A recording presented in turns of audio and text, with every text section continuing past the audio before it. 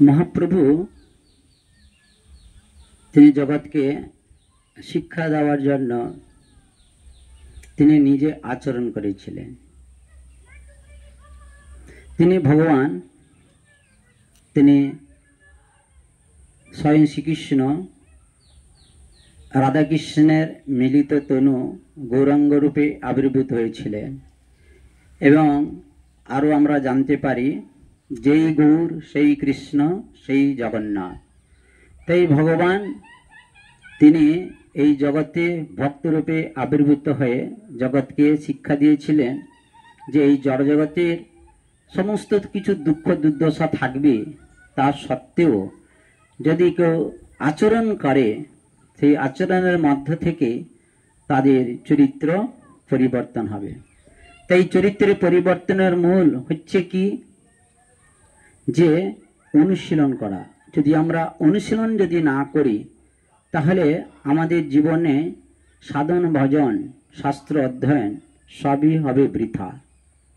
তাই শাস্ত্রের অনুশাসন এটা হচ্ছে খুব গুরুত্বপূর্ণ। সেই জন্য ইস্কনে 4টি বিধিনিষেধ যেমন পালন করতে বলা হয়েছে, তার সত্ত্বেও বর্ণনা করা হচ্ছে আচরণ। অনেকে 4টি বিধিনিষেধ পালন করে কিন্তু আচরণ করে না। এই জন্য প্রভুপাদ এক জায়গায় বর্ণনা করেছিলেন যে ভক্ত হতে হলে সর্বপ্রথমে জেন্টলম্যান মানে ভদ্র হতেই হবে, ভদ্র না হলে কখনো ভক্ত হওয়া যায় না। আবার অনেক ক্ষেত্রে আমরা দেখতে পাই যারা আচরণ করে না তারা উপদেশ দেয়। তাই আচরণ না করলে পরে যদি কেউ উপদেশ প্রদান করে তাহলে কিন্তু সেটা কার্যকরী হয় না। তাই একজন তার পিতা তার সন্তানকে প্রথমে ডাক্তারের কাছে নিয়ে গেছে। তাই ডাক্তারের কাছে যখন সে নিয়ে গেছে, সে তখন সেই কবিরাজ তার সমস্ত কথা শ্রবণ করল। শ্রবণ করবার পরে তাকে বলল 7 দিনের পরে আপনি আসুন। তখন সেই তার পিতা বলল যে আজকে কি আপনি কোনো ওষুধ আরো দিতে পারবেন না? বলছে না, আমি তার যেটা লক্ষণ দেখলাম আজকে আমি কোনো রকমের ঔষধ দিতে পারবো না বা কোনো কিছু আমি বলতে পারবো না। ঠিক সেই ক্ষেত্রে 7 দিনের মাথায় তার বাবা নিয়ে এসছে সেই সন্তানকে। আর সন্তানকে যখন নিয়ে এসছে তখন তার বাবাকে সেই কবিরাজ বলছে আপনার ছেলেকে গুড় খেতে দেবেন না, আর গুড় না খেলেই পরে আপনার ছেলে ভালো হয়ে যাবে। তখন তার বাবা বলল, কবিরাজ বাবু আগে যদি বলতেন তাহলে এই 7 দিন আমার ছেলে কষ্ট পেত না, আর আমাকে আর নতুন করে আর আসতে হতো না। তখন সেই কবিরাজ মহাশয় বললেন, কি করব বাবু, আপনি যখন এসেছিলেন আমার সামনে সেই গুড়ের জারাটা ছিল, মানে গুড়ের জারটাই ছিল। তাই আমি যদি আপনাকে বলতাম যে আপনার ছেলেকে গুড়েরটা খেতে বন্ধ করুন, তখনই সেই ছেলে বলতো যে কবিরাজ সে নিজেই গুড় খায় আর আমাকে না বলছে। কিন্তু এখন এই 7 দিনের মধ্যে গুড়ের জারটা কি আপনি দেখতে পাচ্ছেন? আর আমি নিজে যেরকম গুড় খাওয়া বন্ধ করে দিয়েছি আর গুড়ের জারটাও এখানে নেই। এখন তার মধ্যে সে বিশ্বাস জন্মাবে যে না, কবিরাজ যেটা বলছে এটাকে আমাকে শ্রবণ করা উচিত, এবং তখন সে আমার কথাটা শ্রবণ করবে। ঠিক সেক্ষেত্রে এখানে উদাহরণ দেওয়া হচ্ছে যে জীব যখন এই জগতে সমস্ত কিছু নেগেটিভ জিনিসগুলো দেখে তখনই তার মধ্যে শ্রদ্ধা ভক্তি নষ্ট হয়ে যায়, যার জন্য অনেক সময় আচার্যগণ এবং গুরুদেব তার সমস্ত কিছু ভবরোগ দেখে তাকে নির্ণয় করে দেন যে এই ভক্ত কিভাবে জীবনযাপন করলে তার পারমার্থিক জীবন চর্চা উন্নতি হবে। এই জন্য অনেক এরকম ভাবে উদাহরণ রয়েছে। ঠিক সেজন্য আরেকটা উদাহরণ দিলে আপনারা বুঝতে পারবেন। একজন স্বামী স্ত্রী দুজনই ছিলেন। তারা কি করত? রান্না বান্না করত, খাওয়া দাওয়া করত। আর তার স্বামী কি করত? একটা পাশের গ্রামে গিয়ে ভাগবত পাঠ করে শ্রবণ করাতো। তাই সে প্রতিদিন ভাগবত শ্রবণ করাতে যায়।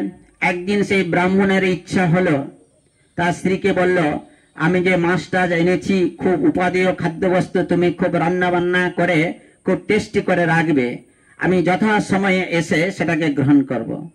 যেহেতু স্বামী যখন বলেছে, আর সেই স্ত্রী খুব যত্ন সহকারে রান্না বান্না করে সে রেখেছে।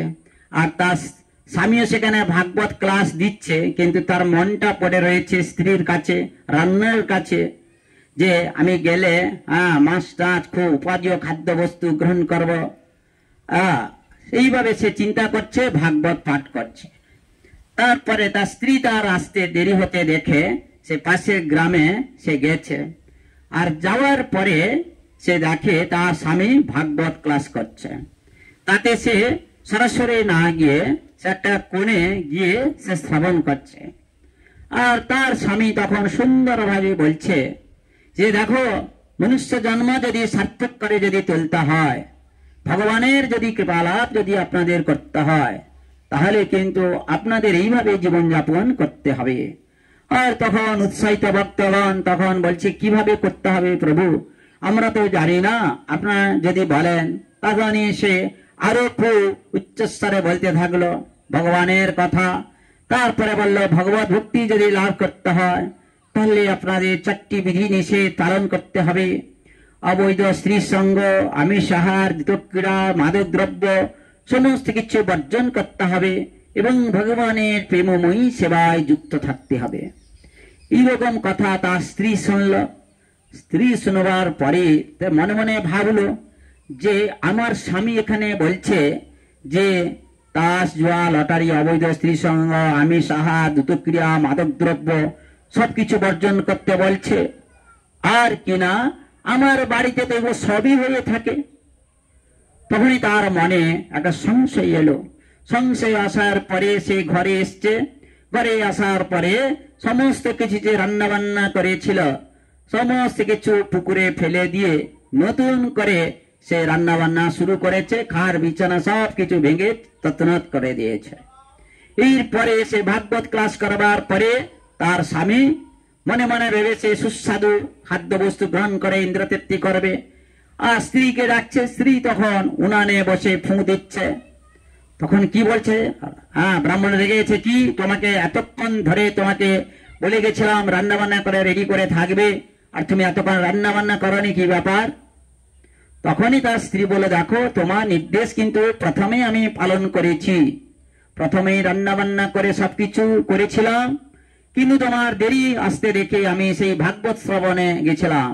আর তুমি যখন সেই ভাগবত শ্রবণ করাচ্ছিলে আমি সবকিছু শুনেছি।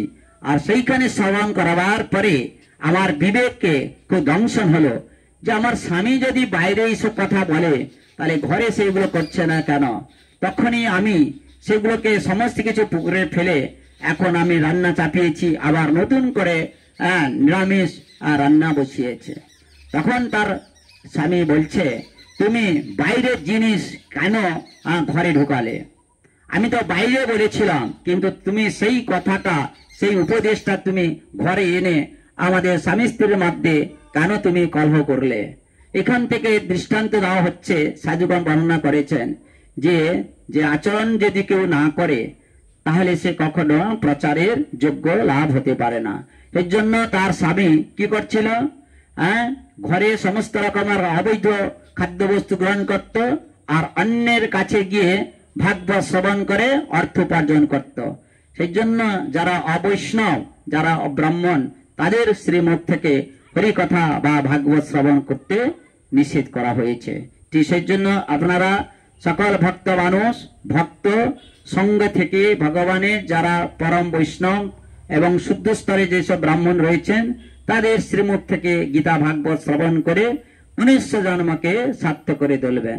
হরে কৃষ্ণ কৃষ্ণ কৃষ্ণ হরে হরে, হরে রাম রাম রাম হরে হরে। জয় শ্রীল প্রভুপাদ কি জয়।